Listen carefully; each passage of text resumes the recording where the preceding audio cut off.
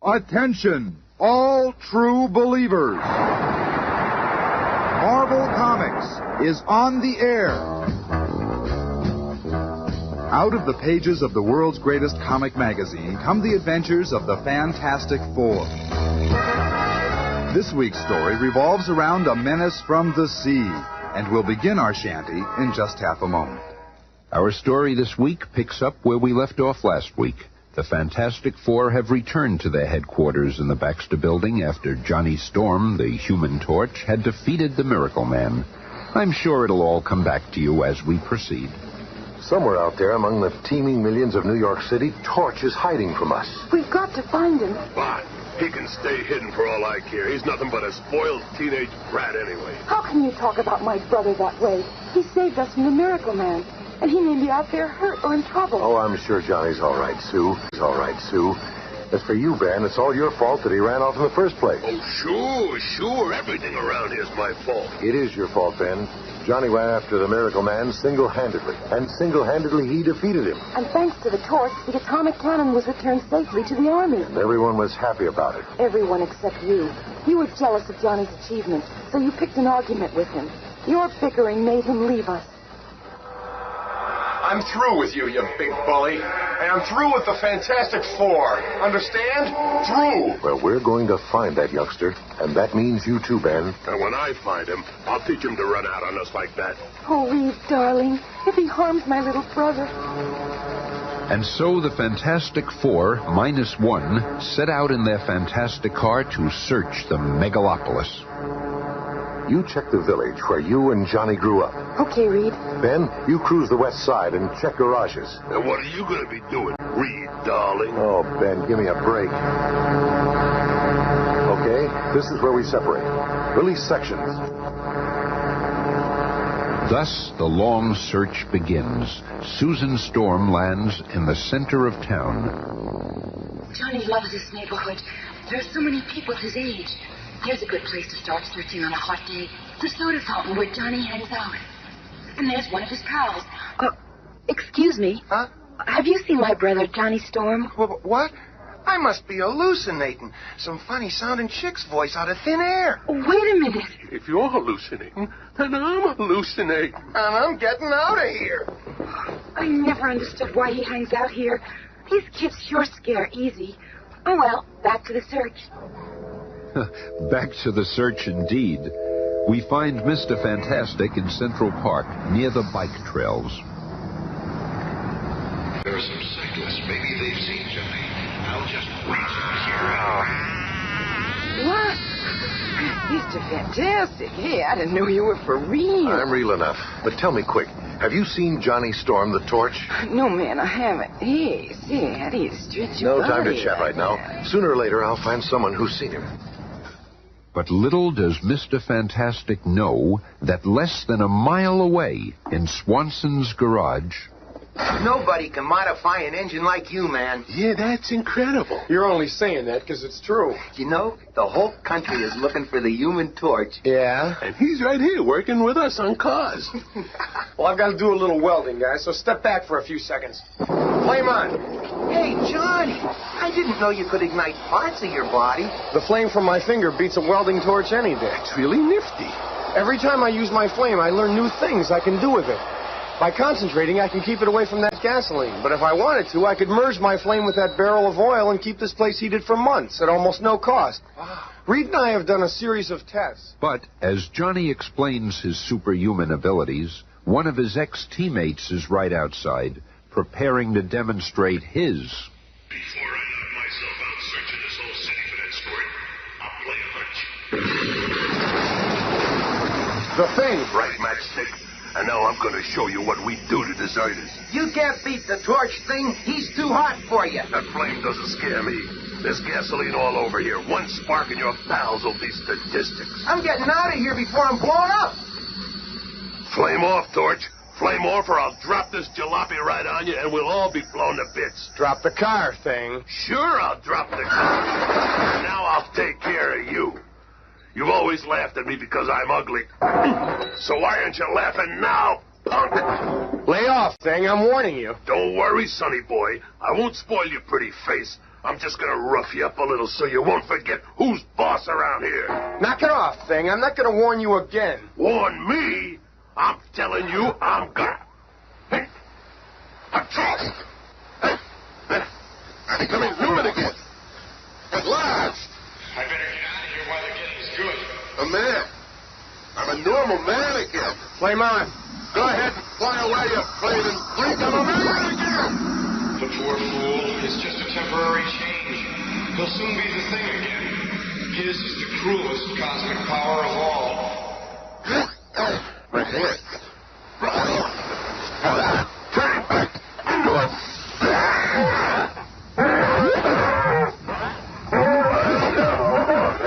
And even as Ben Grimm reverts to his cosmically altered form, Johnny Storm reaches his chosen place of seclusion in the Bowery.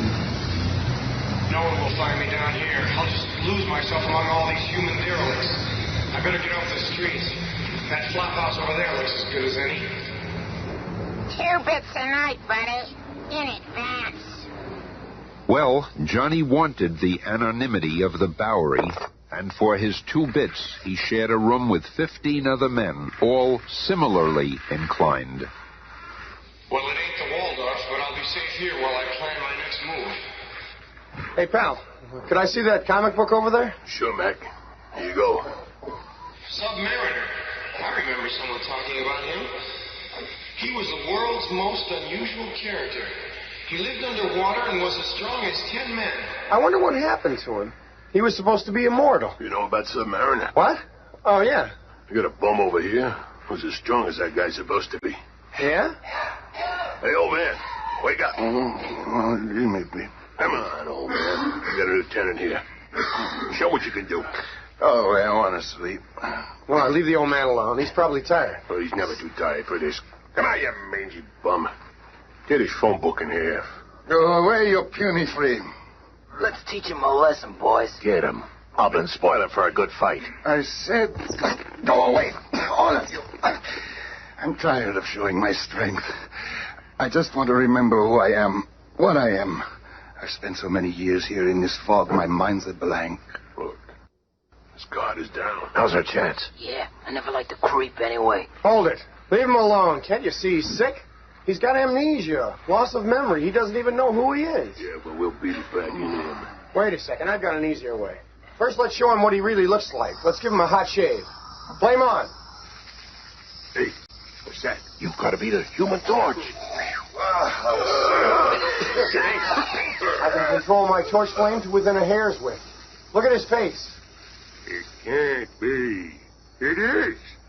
It's Submariner. At the same moment that Johnny Storm makes his incredible discovery, the other members of the Fantastic Four are continuing their search for him. Have you fellas seen a flaming teenager flying around the city? Holy smokes, I've read about you guys, but I never dreamt that you really existed. We exist, all right. Now, how about it? Have you seen the torch? No. Well, if you do, contact the Fantastic Four. Susan Storm, too, prowls the vast metropolis as the Invisible Girl. I've traveled all the way down to the Bowery, a refuge for lost souls. I can't believe that I'd find Johnny here. Come on, pal. If you are Submariner, I know one thing that will bring back your memory for sure. If you can, I'll be forever in your debt. I'm wasting precious time. I'll continue down and look for Johnny in Chinatown. And once more, destiny dabbles with the fate of humans. Susan Storm, less than 10 feet from her brother, turns and walks away, not seeing the subject of her search. Okay, the coast is clear. Flame on. No, you're a demon. It's okay. You're safe from my flame. We're just going for a little flight test. See? There's the Atlantic Ocean. But you... Easy, pal. I won't drop you. Not yet. If he is Submariner, the sea will bring back his memory. If not, I'll dive in and save him.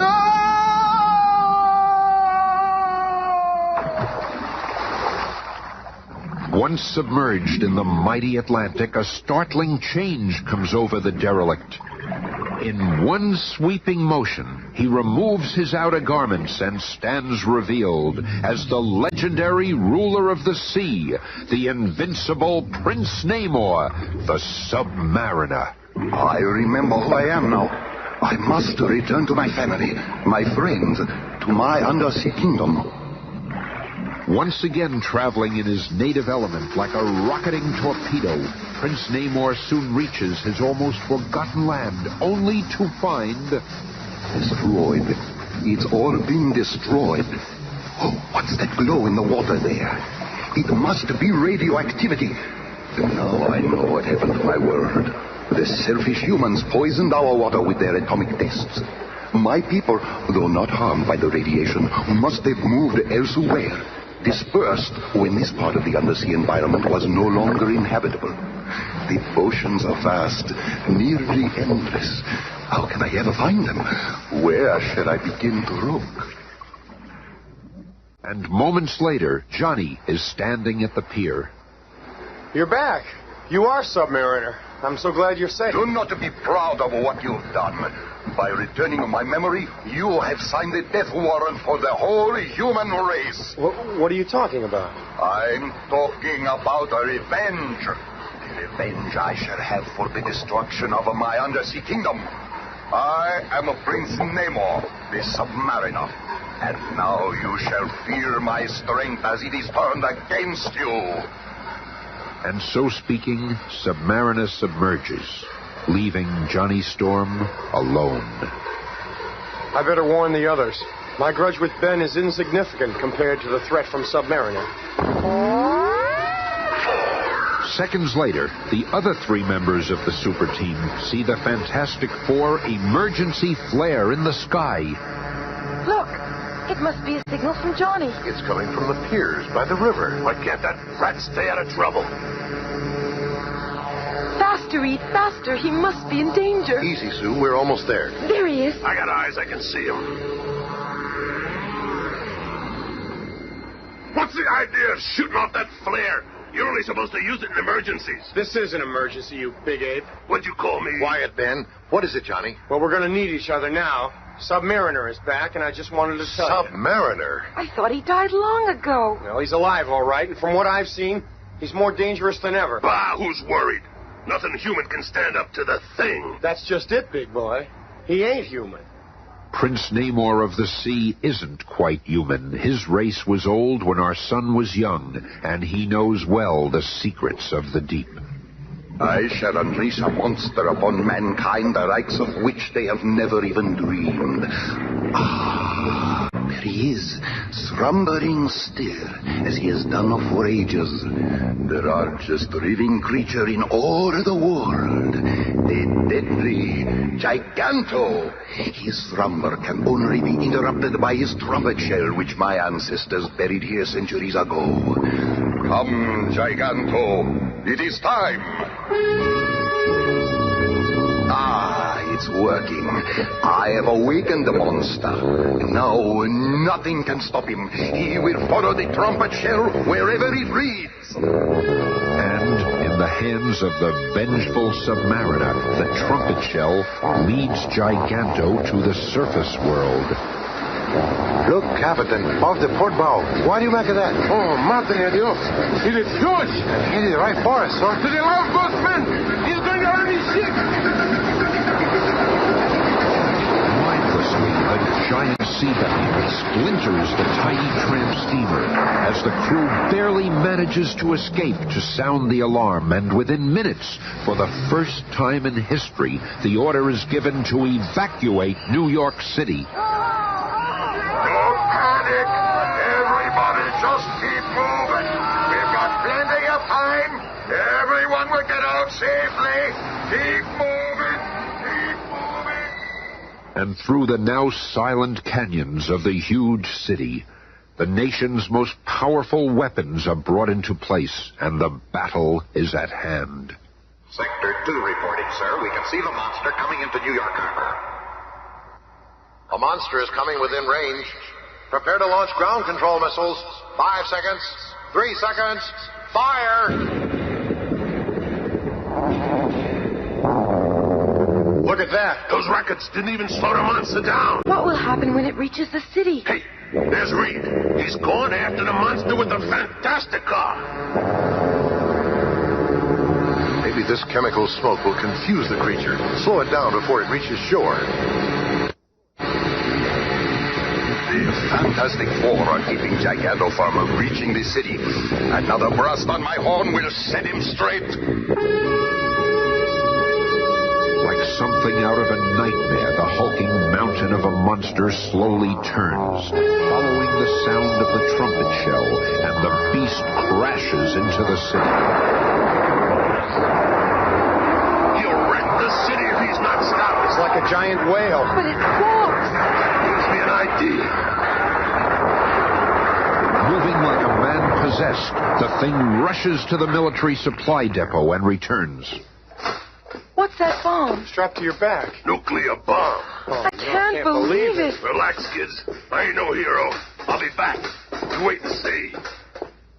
And as night falls on an evacuated New York City, the lumbering thing, with a timed nuclear bomb strapped to his back, finds Giganto sleeping on Fifth Avenue. All I gotta do is slip through that joker's teeth and get inside, like in the Bible. Then I gotta get out again before this little number goes off. Yeah, that's all. Well, here goes. This bomb is heavy. Boy, it sure is weird in here. I hope he doesn't wake up before I get out. Slowly, warily, knowing that each step might be his last, the thing walks deeper and deeper inside Giganto, the monster from the sea. Past remains of long-since forgotten vessels, victims of this enormous creature. This big guy could swallow sea monsters whole. Yeah, more of them. I've fought just about everything else in my day. I might as well whip you, too.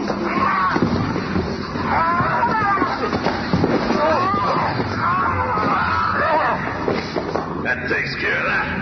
And this is as good a place as any to put this nuclear firecracker. There. Now I gotta get out of here. This mouth is shut. I'm a goner.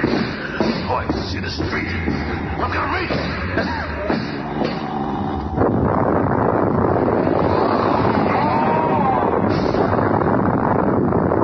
Did it.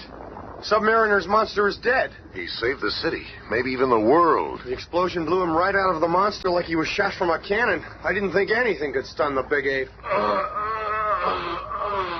I hate to admit this, Ben, but I'm proud of you. So what, Squirt? Letting it die will get you. That horn. Soon the whole world will again know the Submariner. You haven't beaten me, and with the power of this horn, I shall summon countless others to attack you. I will have my revenge. So, it's the horn. Huh? I'll take that. It's floating in midair. That can't be. I'll find the answer. Oh! I thought so. A human, but an invisible human. Give up. You cannot win. And seeing the futility of her struggle, the invisible girl becomes Susan Storm, prisoner of the Submariner. Well, this is a prize worth catching. You are the loveliest human I've ever seen. If you will be my bride, I will show mercy to the rest of your pitiful race. How can I make such a choice? You won't have to, Susan. We're here now, sis. But we're gonna fix you, Fishman. Fools! You are finished. Now I will have this girl and my revenge. The next time you hear this horn, I shall unleash millions of undersea monsters, such as mankind has never seen. Helpless before the invincible attack, you shall be driven out of your cities and returned to the caves from whence you came. Oh, you mustn't. I'll become your bride. You speak as though you are sacrificing yourself. You realize that I offer you the honor of becoming a Princess Namora, bride of a Submariner, Queen of the Sea. This has gone far enough. You're crazy. Let me at him. Let me get my hands on that scale-bellied fish bite. You fool! He's more powerful than we thought. This calls for a stunt only the Human Torch can do. Flame on. After reaching an altitude of 1,000 feet, the Human Torch begins circling in an expanding ring above the Submariner, creating at first a light wind and then building into a tornado of unimaginable force. So powerful and well-aimed is the vortex that Submariner forgets about Sue and devotes his energy to the whirling wind about him. I'm being sucked into it. The pressure is unbearable. It's pulling me off the ground. Torch's tornado hurls Submariner's helpless form higher and higher until finally he and his victim are over the deepest part of the vast Atlantic. Now this ought to put the world in proper perspective for you. The menacing sea trumpet slips from the hand of Prince Namor and is lost in the depths forever. Moments later, revived by the water's magic healing powers, Submariner reaffirms his vengeful vow. You humans may be strong, but not strong enough to defeat Namor. When I return, I will reduce you to cavemen. Yes, perhaps he will be back, but he will still have to face the most incredible quartet of humans in all the world. I don't think you should have let him return to the sea, Johnny. I got a hunch he's going to be back, and I can't wait. Let's cross that bridge when we come to it, Ben. When he returns, we'll be waiting. Be with us again on Monday when the Fantastic Four will encounter the diabolical doings of Dr. Doom. The fantastic cast is Cynthia Adler, Bob Maxwell, Bill Murray, Jim Pappas, Jerry Hayden. narrated by Smilin' Stan Lee.